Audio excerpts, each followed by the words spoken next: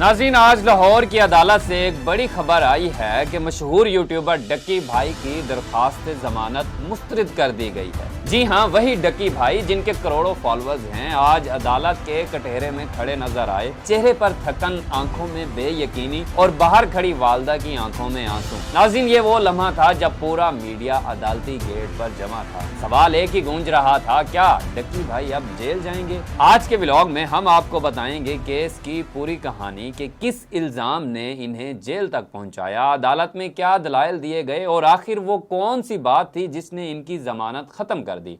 नाज़रीन, जरा तसव्वुर कीजिए कि एक शख्स जो चंद साल पहले तक अपने कैमरे के सामने मुस्कुराता था, आज उसी शख्स के इर्द गिर्द सलाखें हैं और वो आवाज जो लाखों लोगों के चेहरों पर हंसी लाती थी, अब खामोश है। ये वही आवाज है जिसने पाकिस्तानी यूट्यूब पर तारीख रकम की, जिसने शोहरत के आसमान को छुआ और आज वो जमीन पर आ गिरा है। क्या आप जानते हैं कि डक्की भाई सिर्फ एक मज़ाहिया यूट्यूबर नहीं थे, बल्कि वो पाकिस्तान के उन चंद लोगों में शामिल थे जिन्होंने डिजिटल दुनिया को अपनी सल्तनत बना लिया था। लेकिन फिर एक दिन अचानक एयरपोर्ट पर गिरफ्तारी, मोबाइल जब्त, बैंक अकाउंट्स मंजमद और अदालत के हुक्म पर जेल। क्या ये सब एक साजिश थी या कानून ने वाकई अपनी गिरफ्त मजबूत की?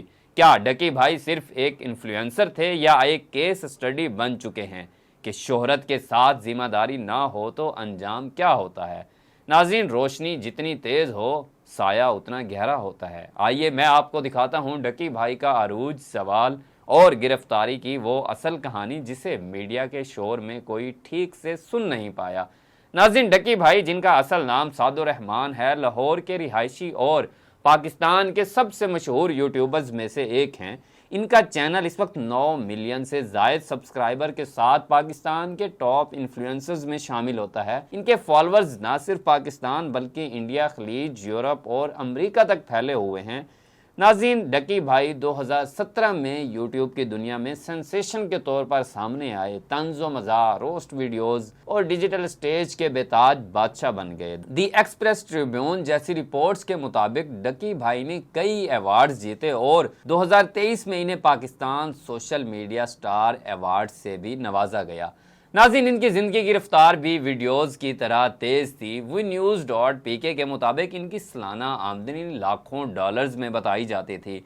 अरूज की हर चोटी के नीचे जवाल का एक गढ़ा ज़रूर होता है। इनके व्लॉग्स में महंगी गाड़ियाँ, मर्सिडीज़, BMW, लेक्सस वगैरह देखी जाती थी। मुख्तलिफ मीडिया रिपोर्ट्स के मुताबिक लाहौर और इस्लामाबाद में इनके 2 घर और बाज़ गैर तस्दीक शुदा खबरों के मुताबिक दुबई में एक अपार्टमेंट था। लेकिन नाज़रीन, कामयाबी के इस शोर में कहीं ना कहीं खामोशी ने जन्म लेना शुरू कर दिया था। डक्की भाई के खिलाफ पहला तनाज़ा तब खड़ा हुआ जब उन पर मोटरवे पर ख़तरनाक ड्राइविंग के इल्ज़ामात लगे। आज न्यूज़ के मुताबिक मोटरवे पुलिस ने इनके खिलाफ तेज़ रफ्तारी और कानून के खिलाफ वर्जी की दफ़ात के तहत मुकदमा दर्ज किया।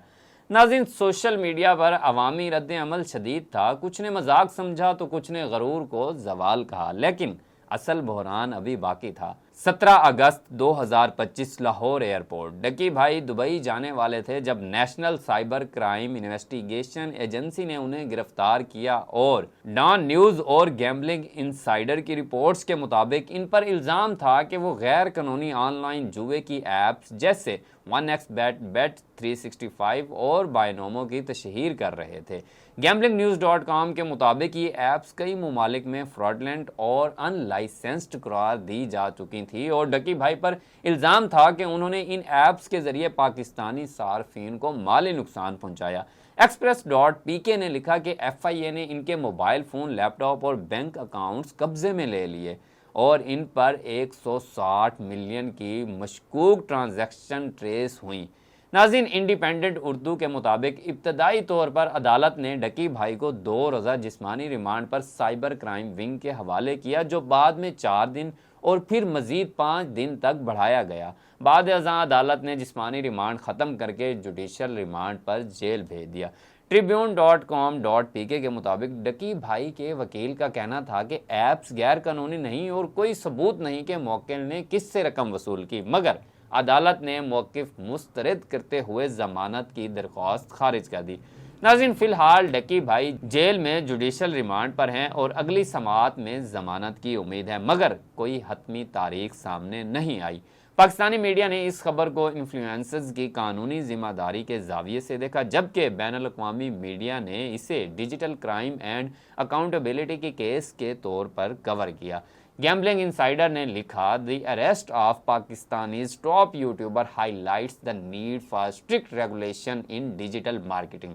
ये केस पाकिस्तान के लिए एक नज़ीर बन सकता है कि अब डिजिटल दुनिया में भी कानून खामोश नहीं रहेगा। नाज़रीन, ये कहानी सिर्फ डक्की भाई की नहीं, ये हर उस शख्स के लिए एक सबक है जो असर व रसूख को जिम्मेदारी के बगैर इस्तेमाल करता है। इन्फ्लुएंसर्स के लिए ये लम्हा फिक्रिया है कि तशहीर के नाम पर किसी प्रोडक्ट, ऐप या कंपनी को प्रमोट करने से पहले कानूनी तस्दीक और इखलाकी जवाज़ लाजमी अपनाएं। नाज़रीन, शोहरत, दौलत, ताकत सब वक्ती हैं, मगर किरदार वही हमेशा याद रहता है।